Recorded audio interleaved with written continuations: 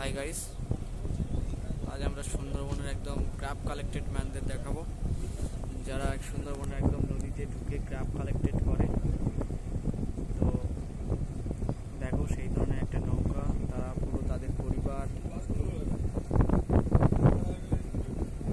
নিয়ে মাছ কাঁকড়া ধরছে। এর উপরে তাদের পুরো পরিবার ডিপেন্ড করে।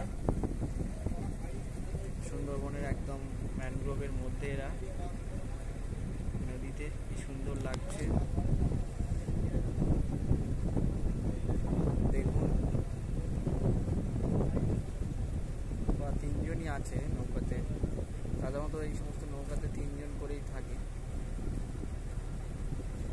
আমি অনেকটা চলে এসেছি, পিছনের দিকটা দেখাবো।